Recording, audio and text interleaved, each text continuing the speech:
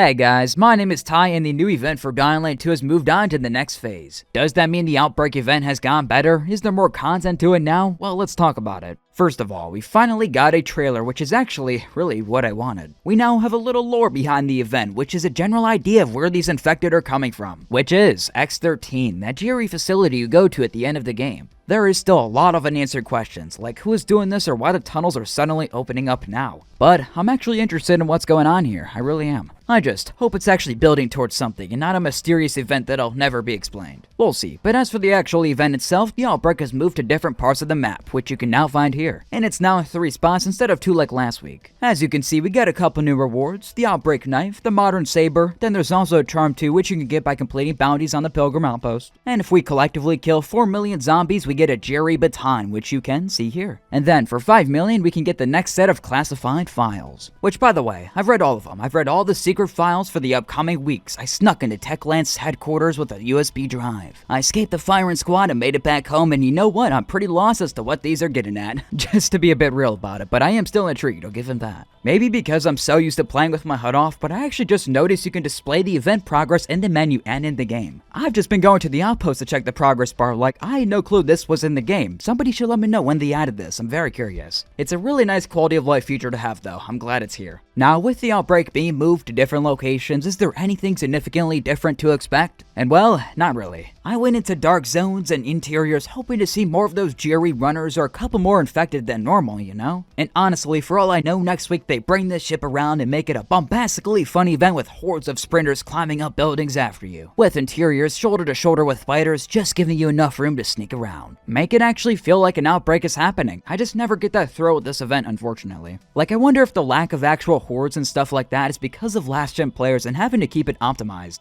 I just can't help but wonder because I can see the potential. The trailer at the end has all those infected running, and if you choose not to kill anything for 5 minutes and run around in circles next to a howler, you can replicate that technically. It's just I know what this game is like with crazy hordes. I've played it before. I've played a crazy and bombastic horde-filled version of Dying Light 2 thanks to modders. So seriously, I know what can be done with Dying Light 2. And right now for the event, it's basically the same game with a couple new skins for infected. The only way to actually build hordes of infected is hanging with some howlers. So hey, if you're grinding this event, go hang out in Horizon Village with some of these guys. That's probably the best place to be, at least in my eyes. It is only somewhere you can go if you've basically beaten the game and chose to unflood that district though. Like, to be honest, I forgot those lower sections of the map even existed because I normally play on a save where they're still covered up. I can tell they've sprinkled more bombers and banshees into these outbreak zones as well, which I do like. I wouldn't mind seeing more demolishers out there as well. I feel like we barely see those guys, right? Maybe it's just my memory playing tricks on me, but I remember for the first Dying Light, demolishers would kinda just appear out of nowhere, in a good way. It'd be nice to see some more of that randomness come back. Kinda like what they did with the Alpha Volatile and Dying Light the Beast for Nightmare mode, just do that with demolishers.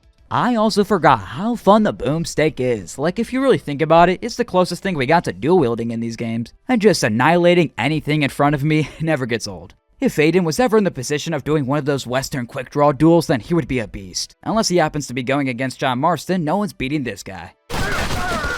And I guess John probably wouldn't make it either, huh? Oh, by the way, the game lied to me, straight up. I was down in the flooded zone recording clips for this video, died and then respawned, and I was chilling with this guy. No problems, he just lives in this place I guess, zoning out, I just don't exist apparently. Then I walk out and the place says safe here, and then 2 bombers walk out like it was all part of the plan. Well, it was a nice attempt, haven't seen that one before. That's like what I call fun Techland jank. It's silly, stupid stuff like that I can't help but laugh at due to how random it is. Like, should they patch it out? Yeah, but it is funny more than anything. Unfortunately though, I was reminded about the bad jank, especially with safe zones, man. One of them had this ceiling flickering in and out, which I've seen somebody else witness too, so I know I'm not alone with that. But then also, stand on the stairs of the underground safe zones and you'll probably soon get it. Like, this is a scenario that's rarely gonna happen to most people, but I don't think it's a bad thing to put a spotlight on it. Just on the off chance somebody from Techland is watching so they can report the issue and iron it all out. I'm not a developer, so I'm not sure how easy this would be to do, but just make the zombies go die once they get far down enough. Anyways though, they also fixed DLSS in this update, so that's nice. And I also noticed these zombies in the flooded district with these big helmets on that I found kind of neat. I've never seen them before. So I thought I'd show you guys too, because why not? I'm clearly running out of things to talk about, so that's where I'll end it for today. I wish there was more to talk about, I really do. But we're just gonna have to play the waiting game to see what Techland has been cooking up, because it has to be something big, right?